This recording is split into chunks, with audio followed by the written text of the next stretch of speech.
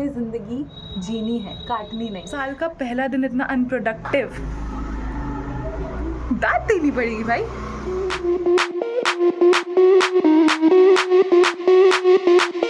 मस्त है फैमिली। आज एकदम अच्छी बच्ची बन के नहा धो के नाश्ता करके मैं ब्लॉग की शुरुआत कर रही हूँ। एंड गैस व्हाट, मैं कितने बजे ब्लॉग की शुरुआत कर रही हूँ? भरी धूप निकली पड़ी है, दोपहर के 1:30 हो रहे हैं और मैं 1:30 पे ब्लॉग की शुरुआत कर रही हूँ।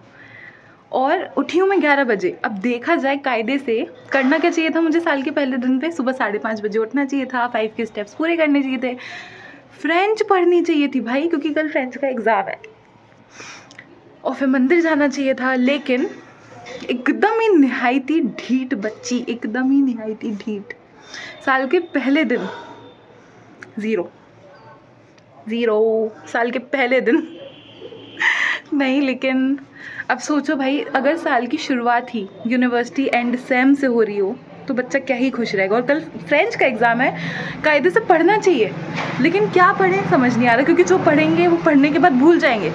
मतलब हम जो रटेंगे इतनी मेहनत करके, रट्टाफिकेशन, वो हम भूल जाएंगे, क्योंकि फ्रेंच में हम एक लाइन रटते हैं फिर भूल जाते हैं। अब भली उस लाइन का तुम इंग्लिश ट्रांसलेशन करके रटो कि भाई ठीक है, अच्छा इस लाइन का मतलब ये है, इस वर्ड का मतलब ये है, ऐसे रटना है, नहीं रट पाओगे क्योंकि पूरे साल नहीं पढ़ा। मतलब जो 6 महीने पढ़ने थे सेमेस्टर में वो हमने नहीं पढ़े, एंड में हम मारेंगे रट्टा। भाई साहब कल फ्रेंच का एग्ज़ाम है, पढ़ाई लिखाई कुछ हुई नहीं है। और देखा जाए तो अगर कोई अच्छा प्यारा बच्चा होगा, समझदार पढ़ाकू बच्चा होगा, तो वो सोचेगा कि यार at least I am getting to know a new language, मतलब एक अलग लैंग्वेज। इंग्लिश और हिंदी के अलावा मेरे को फ्रेंच भी आएगी तो अच्छे से पढ़नी चाहिए ना। नहीं, हम लेते हैं उसको एकदम मजबूरी, बोझ कि फ्रेंच, हाय हाय एग्ज़ाम, ओहो पास होना है, ओ माय गॉड। मतलब एग्ज़ाम देने तक भी ठीक है, चलो एग्ज़ाम है फ्रेंच का दे देंगे, लेकिन पास होना इज़ बहुत मुश्किल, बहुत मुश्किल। लेकिन जैसा मैं हमेशा बोलती हूँ, बेबी स्टेप्स लो, बेबी स्टेप्स, मतलब छोटे छोटे स्टेप्स मैटर करते हैं। ज़रूरी नहीं कि तुम दिन में पूरा सिलेबस ख़त्म कर लो, ज़रूरी नहीं कि तुम 6 महीने में अच्छे से पूरी फ्रेंच पढ़ लो। फ्रेंच पढ़ने का सोचना he is a greatest step. समझ रहे हो, समझ रहे हो?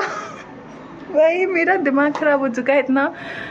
साल का पहला दिन इतना अनप्रोडक्टिव, दाद देनी पड़ेगी भाई। कोई नहीं, अब करते हैं अच्छे से। क्या करते हैं? पढ़ाई करते हैं। मौसी आई हैं शिकोहाबाद से, तो नानी घर जाएंगे, मम्मा और एकांश भी जाएंगे पहले। तब तक अगर मेरी बुद्धि थोड़ी भी अगर काम की होगी ना तो मैं इतनी देर में पढ़ लूँगी। मैं बोलने वाली थी इतनी देर में मैं खाना पीना खा लूँगी, अच्छे से पढ़ लूँगी। पहले खाना पीना फिर पढ़ना। तो पहले मतलब अच्छे से मैं पढ़ लूँगी, धूप में फ्रेंच रट लूँगी, क्योंकि रटने के अलावा कोई ऑप्शन नहीं है। फर्रे हम बना नहीं सकते, क्लास में कैमरा है, ब्लॉग में इंटरप्ट करते हैं ये horn. Uncle you are disturbing, okay. तो सीधी बात, हम नानी घर भी जाएंगे आज शाम को। मैं और पापा निकलेंगे मम्मा और एकांश के बाद। तब तक मैं थोड़ा बहुत पढ़ लूँगी और दैट्स इट। मतलब कितना शोर शराबा होता है ना ब्लॉग रिकॉर्ड करते हो, पैपी। कोई नहीं,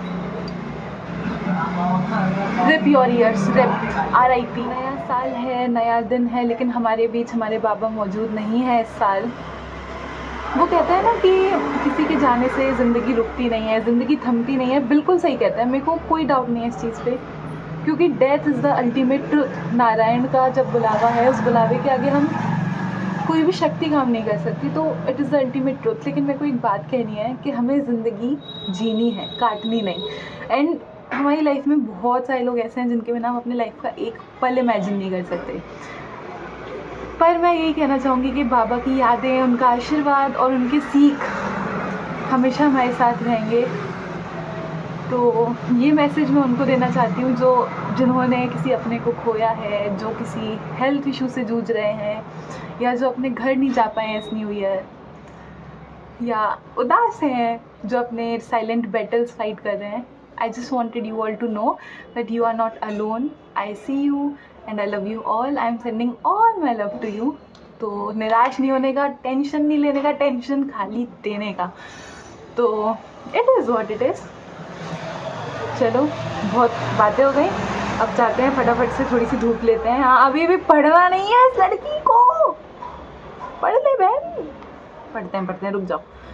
काम माइंड से पढ़ेंगे, काम माइंड से।